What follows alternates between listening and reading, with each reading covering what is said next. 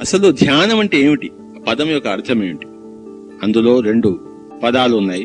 ధీ అంటే మన సూక్ష్మ శరీర సముదాయము, యానం అంటే ప్రయాణం.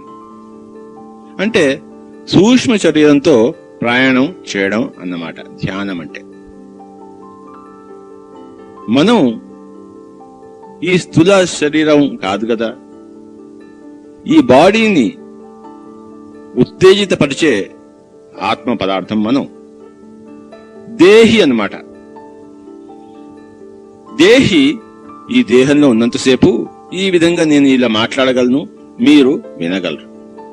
ఎప్పుడైతే ఈ దేహం నుంచి దేహి విడబడుతుందో, ఈ దేహం యొక్క ఈ పెదవులు మాట్లాడవు, మీ దేహం యొక్క మీ చెవులు వినిపించుకోవు.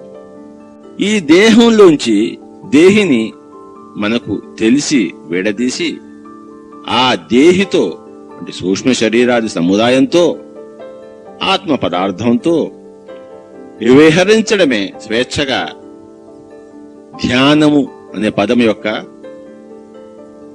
అసలు అర్థం. ఇంకోసారి చెప్తాను.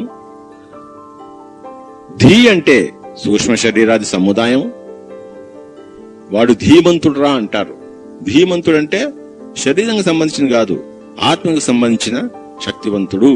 కనుక ధీమంతుడంటే ఆత్మకి సంబంధించిన శక్తిమంతుడిని ధీమంతుడు అంటారు. అంటే ధీ అంటే ఆత్మకి సంబంధించినదైనది అన్నమాట. అంటే సూక్ష్మ శరీరాది సముదాయము. మానవుడికి ఈ భౌతిక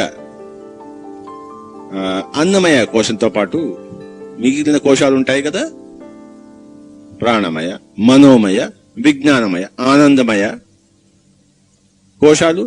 ఈ భౌతిక అన్నమయ కోశం మినహాయించి మిగిలిన కోశాలన్నింటినీ కలిపి ధీ అంటాం. వాటి ద్వారా మనం వాటిని ఉత్తేజపరుచుకుని వాటి ద్వారా ఇతర లోకాలు, ఇతర డైమెన్షన్స్ విహరించడమే ధ్యానం అనే పదం యొక్క అర్థం. కనుక ఈ ధ్యానము అనే పదం యొక్క అర్థమే ఆ ధ్యానం అనే యొక్క క్రియ యొక్క ధ్యేయము కూడా.